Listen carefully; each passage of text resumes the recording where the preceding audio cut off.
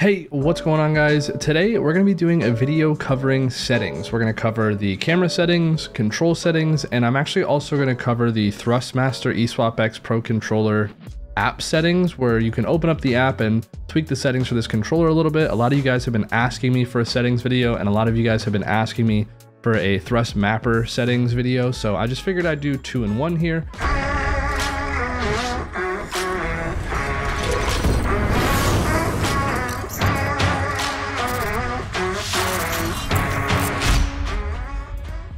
So let's go ahead and get started on the settings. So we've got our camera settings. I'm gonna go into free play. I'm gonna show you guys what each setting does.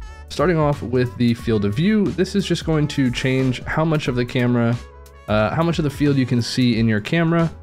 I highly recommend getting used to 110, gives you as much information on the field as possible. Now let's move down to distance. Distance is just the distance away from your car that the camera is going to sit. So we see dragging it up brings us away from the car, dragging it down brings us back to the car.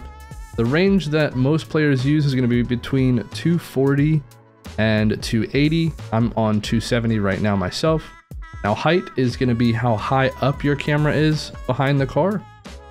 So we drag it up, see it lifts our car, we drag it down, it brings it down. I'm sitting on 100. Most players sit between 90 and 110. I'm right in the middle at 100. Camera angle, now this is just the angle that the camera is pointing down, so 0 is going to be level with your car. Dragging it down is going to give you an angle down towards your car. Most players use between -7 and -3, maybe -2.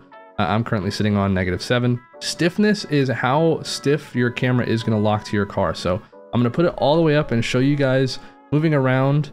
The camera looks directly where my car turns. There's no wiggle room on my car leaving the center of the screen. It locks the car in there. But when we drag the stiffness all the way down, we're going to see the car is going to start drifting off to the sides of the screen. And we're going to be seeing more to the right, more to the left when we make certain turns. And our car is just going to be a lot more loose on the camera. So this one, anywhere between 0 and 1 is used at the highest level. I'm sitting at 0.65 right now. Swivel speed is how quickly your camera moves with the right stick. So here, all the way down, doesn't move that quick. And we bring it all the way up. It's gonna move really fast. I'm sitting on 5 right now. It's all preference, whatever feels good to you. So if I turn my joystick all the way, this is where it goes at 5.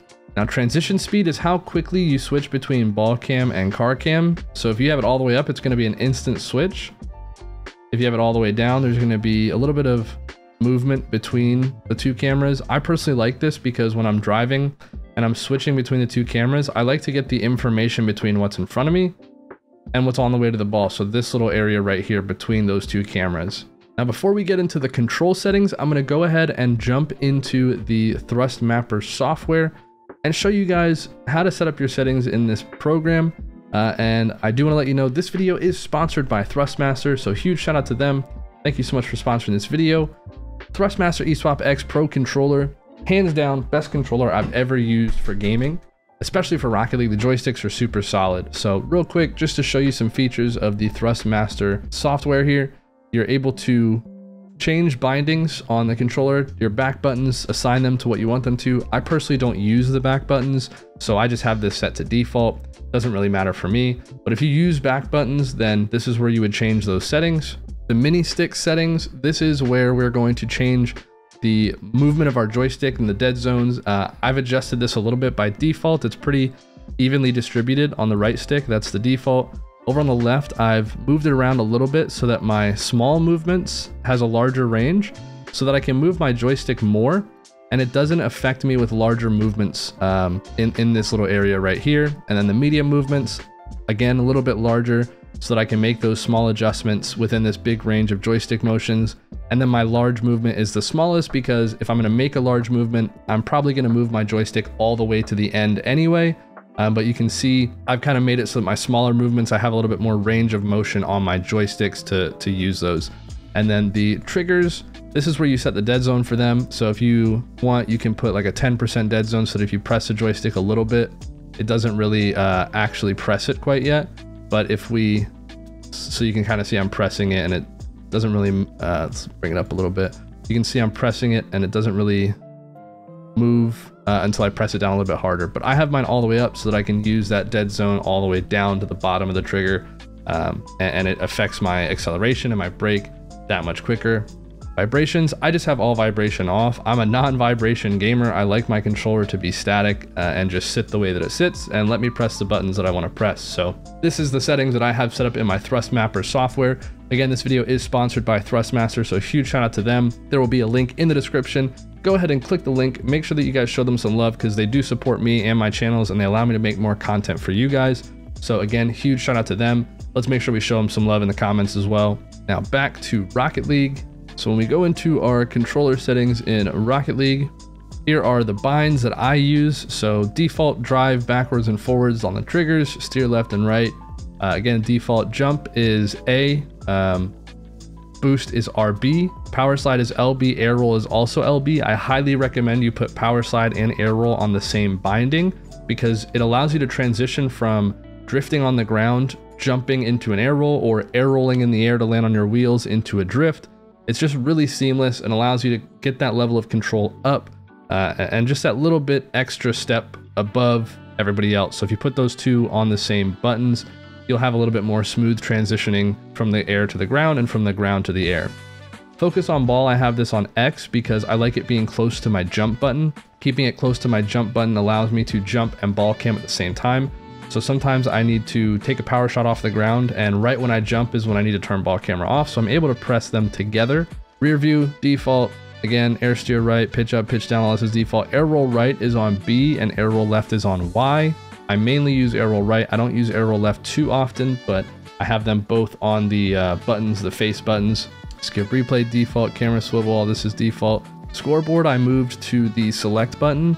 Now, if you're on console, certain console, I think on PlayStation, you can't do this because it's the share button, but I highly recommend removing scoreboard off of the bumper and putting it on a button that you don't really use too often, because that's just one extra button you could be using for another binding. Like for me, I switched it to air roll and power slide. You want to have as many buttons for mechanical inputs as possible. So scoreboard, I went ahead and moved that off of my buttons and onto something that I don't really press too often. Play again, that's just default. All the rest is default. And then I moved reset shot to my scoreboard button so that when I'm in free play, it resets when I press the scoreboard button. I think that is about it. So now we've also got the sensitivity settings. Steering sensitivity by default is 1. Now I do recommend you raise this a little bit, not too much. People use between 1 and 2. I personally use 1.3, but basically it just allows you to get to your maximum turning speed sooner the higher you bring this. So it allows you to get those turns a little bit quicker than you normally would at that 1 setting. Some people still use 1, but I do recommend you raise it a little bit. Same thing with aerial sensitivity. If you use aerial sensitivity, again, between 1 and 2, somewhere in there, I do recommend you raise it up a little bit from the default, because when you raise it, it allows you to get to your maximum turning velocity in the air sooner. And that allows you to have more options available to you that you wouldn't have at a slower aerial sensitivity. So raising this up a little bit, I use 1.4. Controller dead zone definitely depends on your controller. Some of you have loose joysticks, some of you might have more stiff joysticks. The looser your joystick is, the higher your dead zone is probably going to need to be. Because I use the eSwap X Pro controller and this controller has really stiff dead zones, really stiff joysticks, I can bring this down to a low dead zone and it doesn't really hurt me. What you'll see happen is if you bring the dead zone lower and your car turns by itself, your dead zone is too low.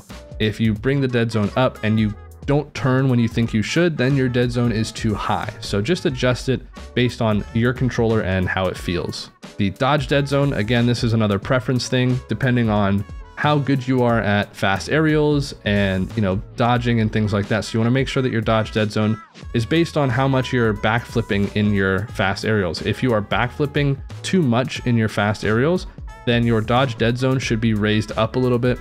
If you feel like you're double jumping when you're trying to flip, then your dodge dead zone should be brought down a little bit. Again, controller vibration, I have that off.